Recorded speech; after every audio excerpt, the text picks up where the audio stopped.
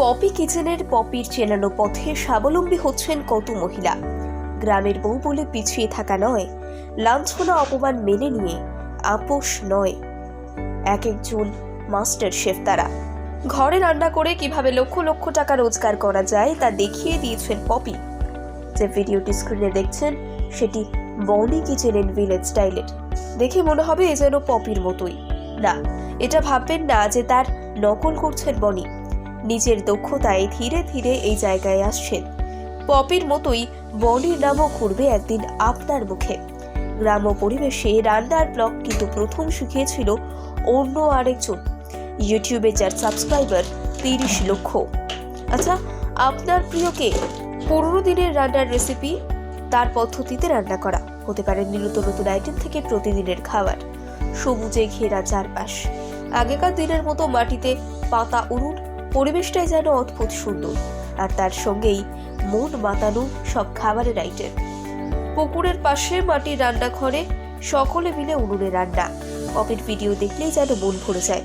এভাবে পপির মতোই সকলের সঙ্গে নিজের রেসিপি শেয়ার করতে এগিয়ে আসছেন বনির মতো মেয়েরা। ঠিক পপির মতো স্টাইলে মাথায় ঘোমটা দিয়ে এই ভিডিও শুট করেছেন। দেখে অনেকেই বলছেন এ তো পপির নকল, কিন্তু আসলে নয়। পপির দেখানো রাস্তায় চলতে চাইছেন বনি।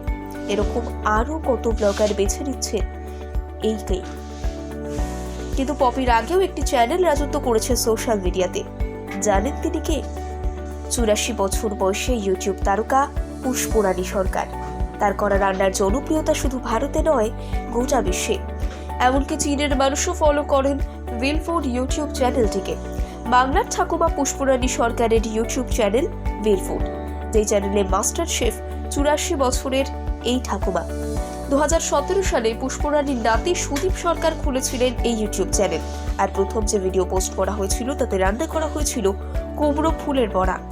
খড়ের ছাউনি দিয়ে ঘেরা রান্নাঘরে শিল নোড়ায় পেশা মশলা আর বাগানের সবজি, নিজের পুকুরের মাছ দিয়ে রান্না করেন।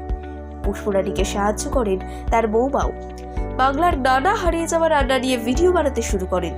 ইলিশ থেকে কাতলা, কুমড়ো শাক, লাউ শাক। আমেরিকার বাসিন্দারাও ফলো করেন পুষ্পরানী সরকারের রান্না। বছরে 10 লক্ষ টাকা প্রথম দিকে আয় হতো পুষ্পরানীর, এখন তা আরো বেড়েছে। ভিল ফুডের পর একে একে পপি কিচেন থেকে ইউটিউব চ্যানেলের ট্র্যাডিশনাল স্বাদের পথ চলা শুরু। শহর থেকে গ্রাম, এখন শুধুই নিজেদের পারদর্শিতা নিয়ে হাজির থাকছেন সকলেই। এমন সুন্দর পরিবেশ এবং রান্নাঘরের ঝলক এখন শহরাঞ্চলে মেলে না। শীতকালে একটু খোলা জায়গা, রোদেলা হলে ভালো হয়। বর্ষায় চালা থাকতে হবে।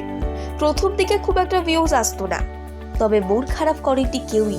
নিজেদের চেষ্টা চালিয়ে গেছেন। এভাবেই ভিলফুডের ঠাকুমার মতো পপি বনিরা নিজের পায়ে দাঁড়াচ্ছেন।